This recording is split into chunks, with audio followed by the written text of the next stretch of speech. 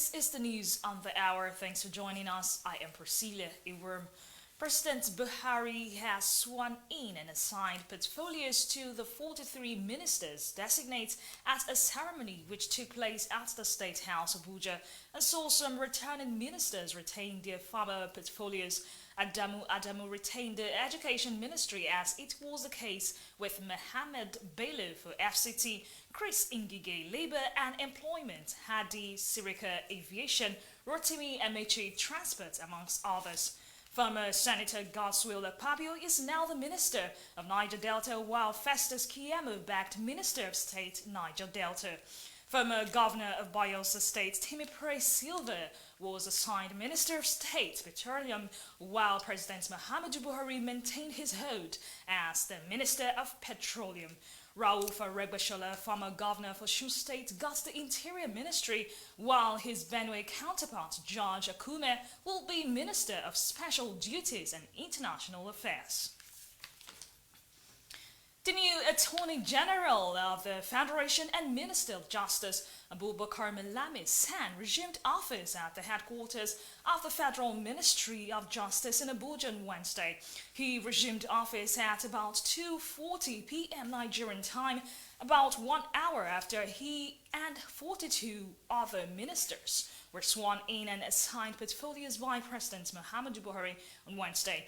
He was received at the ministry by some cheering members of staff and directors and the ministers who were waiting for him at the minister's car park on the premises of the ministry. The Chief of Army Staff, Lieutenant General Tukur Buratai, has called on regimental sergeant majors to adopt a change in mentality along digital lines in order to adapt with current happenings in the country. Buratai made this known on Wednesday at the 1st Division Nigerian Army Kaduna, venue for the Regimental Sergeant Majors Convention 2019, where all the RMN in the country holding a 4 days program. Declaring the convention open, the Chief of Army Staff, Lieutenant General Tukur Buratai, said it is mandatory for officers of the Nigerian Army to learn different Nigerian language apart from their mother tongue for the purpose of unity in the country. We strive to learn one or two other Nigerian language apart from your own mother tongue.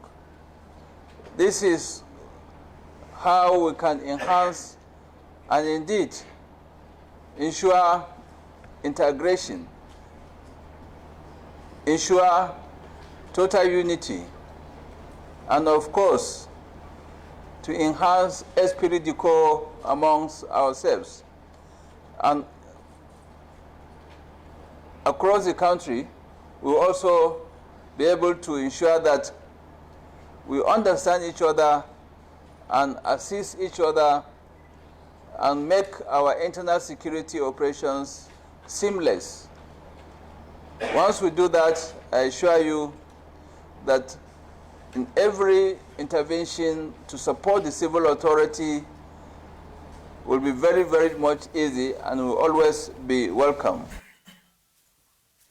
In his address, the General Officer commanded 1 Division Nigerian Army, Major General Farouk Yahaya, said the regimental sergeant majors occupy a very significant position because they provide a special link between officers and soldiers. The reason for this is obvious, because the RSM occupy a very significant position in the hierarchy of the army or the chain of command. The RSMs are essential link between officers and soldiers' cadre. Indeed, the RSM provide that critical link between officers and soldiers that would ensure effective passage and compliance with relevant instructions down the ladder, thereby enhancing the smooth conduct and success of our operations and administration.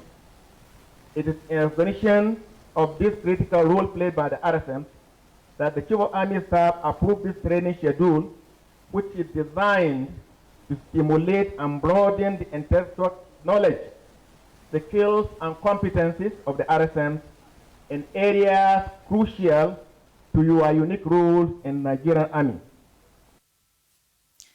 flood has taken over residential quarters and major roads in Maiduguri following heavy rainfall in the past 2 days in the metropolis. The rain, which lasted for hours on Monday and Tuesday, resulted in flooding in residential areas and other strategic locations in the metropolis. Some of the affected areas include Polo Gomari major roads and Basaki International Displaced Persons Camp. A cross-section of the residents who spoke with our correspondents attributed the flooding to the blockage of waterways due to indiscriminate dumping of waste and drains. We'll take a short break on this note and we'll be right back with more stories. Stay with us. Cut a slice of the north-central Nigeria with its raw mix of cultures, treasures, and amazing people.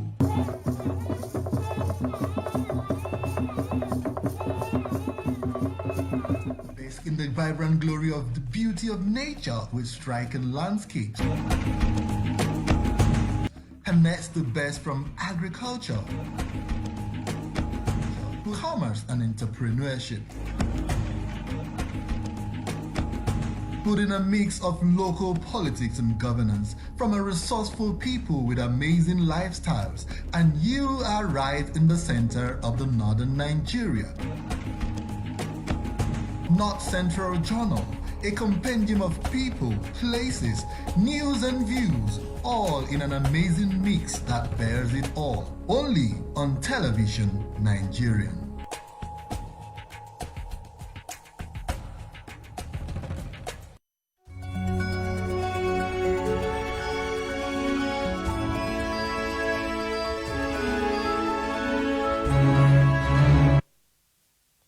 Thanks for staying with us. If you're just joining us, this is the news on the hour.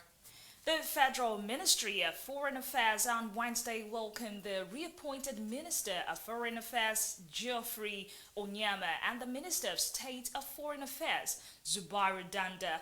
Both ministers during the event assured Nigerians that they will do well in their stay in the ministry. Correspondent Uchechi Nlemuwa brings us the details.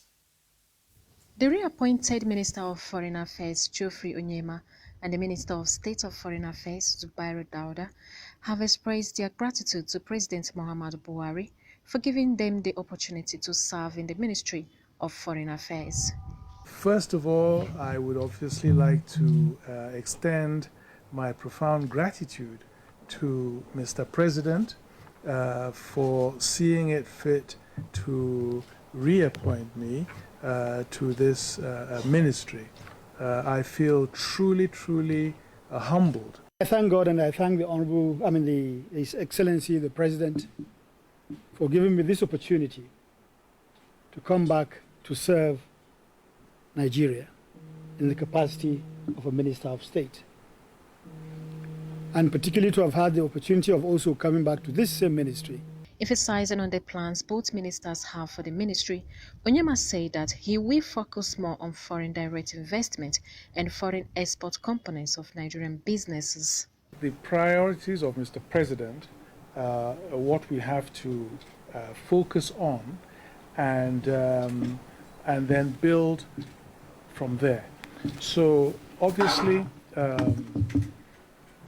security, anti-corruption, and the economy. Now, on the economy, as you may or may not know, we are developing a what we call the Nigerian Economic Diplomacy Initiative. So essentially, we want as a ministry to play a key role in promoting inward investment, foreign direct investment into Nigeria, leveraging on our presence, physical presence in about 100 countries around the world. While assuring Nigerians of security around the world, especially in South Africa, the both ministers affirmed that they will work as a team in order to achieve all the goals that have been set for the ministry. That is the mandate that was given to us, not only with the Honorable Minister, but with all of you, because it's a shared responsibility, it's a collective responsibility. And we can only succeed if all of us put our hands together so that, as it is said, we can move not just this ministry, but this service to the next level. Kaduna State Emergency Agency has called on residents living close to River Kaduna to vacate with immediate effect to avoid flooding. Hajia Maimunat said it is obvious that the river banks are filled up already and can lead to flood, which usually affects residents who are living in the area every year. Executive Secretary of SEMA Kaduna State, Hajia Maimunat Abubakar, attributed the floods as a result of people building on waterways. Because if you go to some environment, you see people building at the flood prone, at the waterways. So we have been seeing construction of building illegally. I don't even know whether these people that constructed building at the waterways, they really have the certificate before building there. We've gone around with these stakeholders, and I make sure any stakeholder that is found wanting, I will trace it to him to do it. Because at the end of this rainy season, it is expected that Kaduna State should amend all the amendables. That is to say, all areas that people are not supposed to build, and if at all they have certificate, the government should make an alternative, and then so that we can send these people out. Because, in fact, if you go to so many flood-prone communities today in Kaduna, in fact, you cry for yourself because you see people constructing building with the waterways. Directly, they'll construct building and they're living there. Primary school, you see private secondary school and primary schools being constructed at the waterways. So we try to, identify all these things. And as now we are in the peak period of rainy season, we are just managing, educating people to. She also appealed to residents to stop dumping refuse on waterways so as to avoid further occurrence. Phenomenal.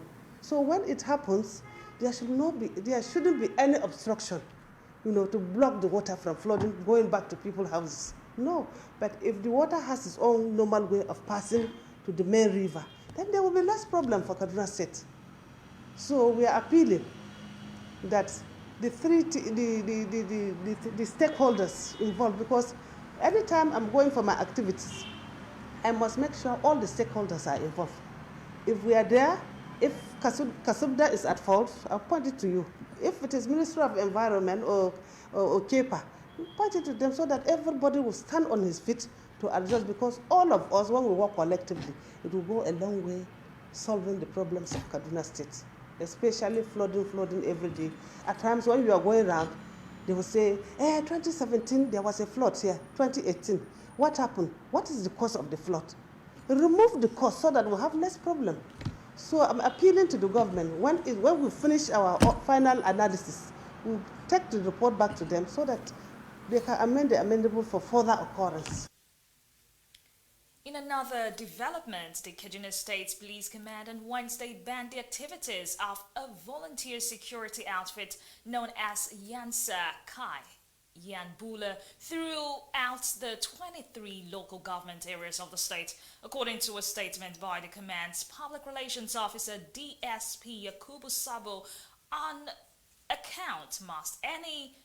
no account must any individual or group parade themselves as members of the outlawed security outfit across the state. The police spokesman said the command would deal decisively with any individual or group who violated the order.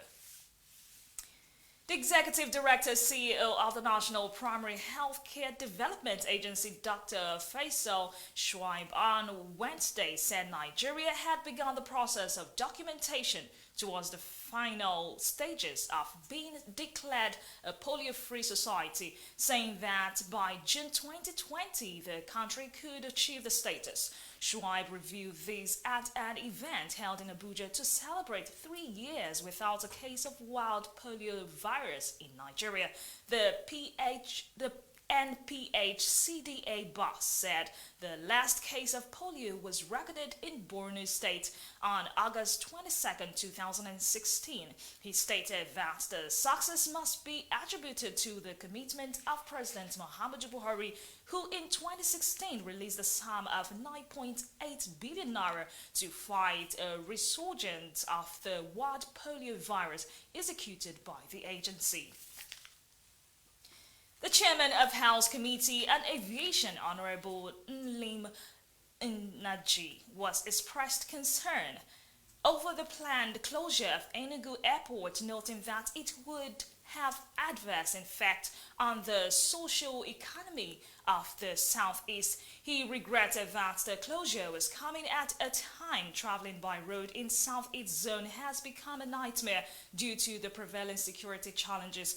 He, however, stressed that his commitment would work assiduously with relevant ministries, departments and agencies to ensure that the repair works are completed within the stipulated time. Nnaji consequently called on the federal government to come up with special grants to Enugu state government to enable it cope with the increased demand for security and maintenance of roads that will serve the diverted traffic from the Enugu airport.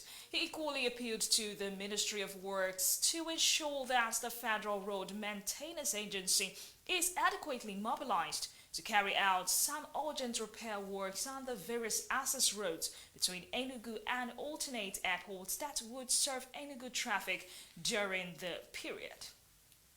Up next is the business news and Chiwendu Osisiogu standing by. Don't go away.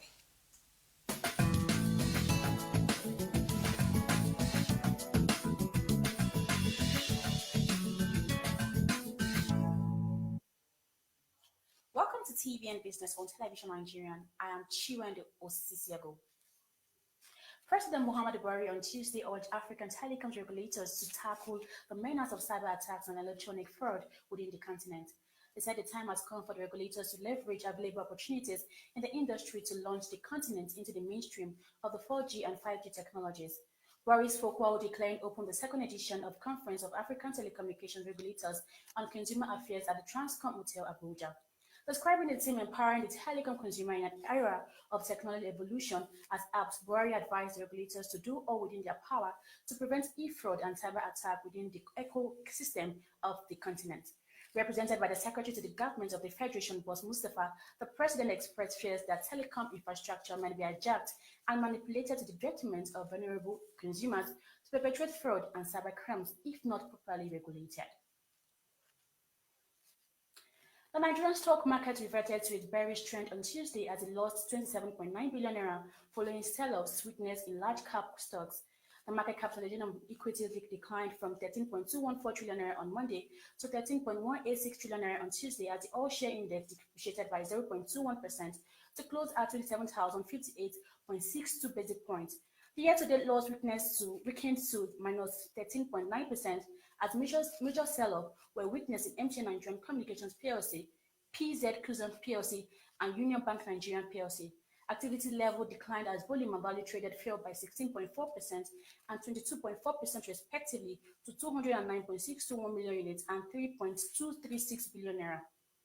The most active stock by volume were Transnational Corporation of Nigerian PLC, 43.6 million units, Guaranty Trust Bank PLC, 43 million units, and Zenith Bank PLC, 34.1 million units, while GTB, 1.1 billion naira, Zenith Bank, 592 million naira, and Nelson Nigerian PLC, 526.9 million naira, led by value. Investor sentiment as measured by market breadth advanced decline ratio further advanced to 2.7x from 1.3x recorded on Monday as 27 gainers emerged against 10 losers. The latest data from the National Bureau of Statistics have shown that a total of 100.42 billion naira loans advanced by the nation's bank to power firms have been recorded as non-performing. The power and energy sector, out of the 22 sectors businesses line, accounted for the fifth biggest shares of banks' 1.69 trillion naira non-performing loans as of April 30th. According to the NBS data, that the total debt owed by power firms to banks stood at 683.93 billion naira at the end of April. A breakdown of banking sector credit to the private sector showed that the power and energy sector got the 7th biggest credit from banks. However, the oil and gas sector received the lion's share, 4.68 trillion naira of the 15.45 trillion naira bank loans as of April 30th, followed by the manufacturing sector, 2.24 trillion naira, government, 1.37 trillion naira, and general commerce, 1.04 trillion naira. According to the NBS, the total loan portfolio of power and energy firms is made up of a naira component of 280.42 billion naira and a foreign currency component amounting to 403.151 billion naira. But that's much we have for you today on TVN Business Updates. I am Chiwendu Osisiogo.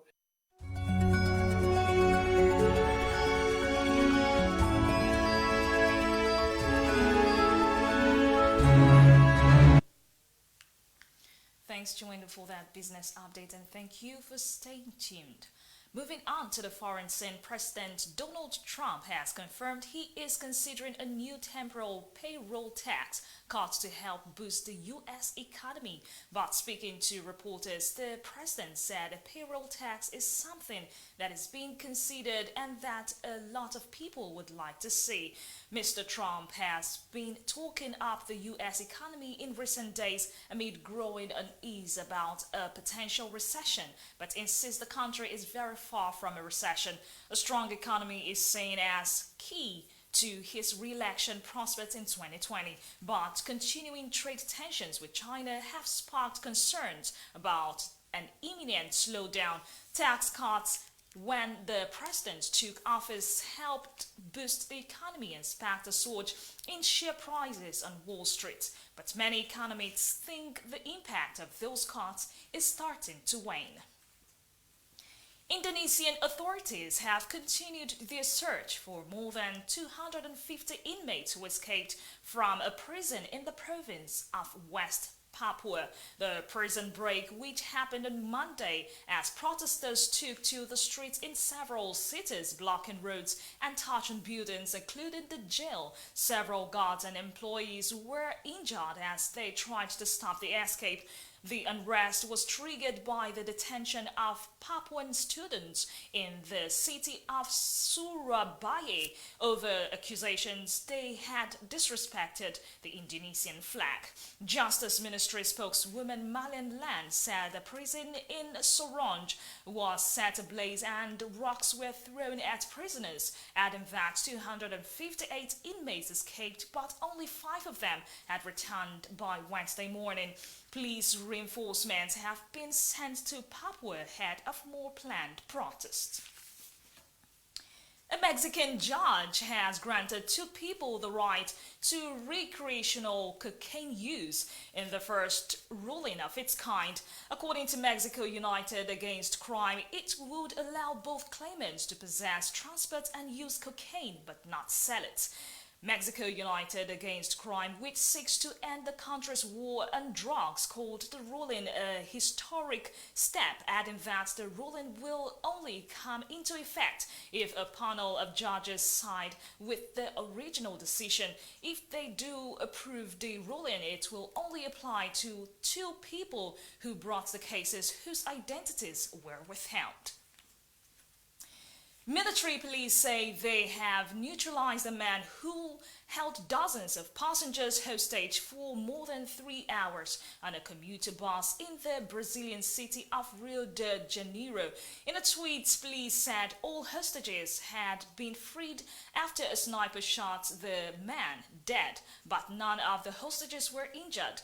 Police had surrounded the bus, which came to a standstill on a bridge linking Rio to Niteri. A spokeswoman for the military, Police Colonel Moro Fleece, told a local TV program that the sniper opened fire when the hijacker appeared at the door of the bus, pointing what looked like a weapon at the head of one of the hostages, but was later found to be a toy gun.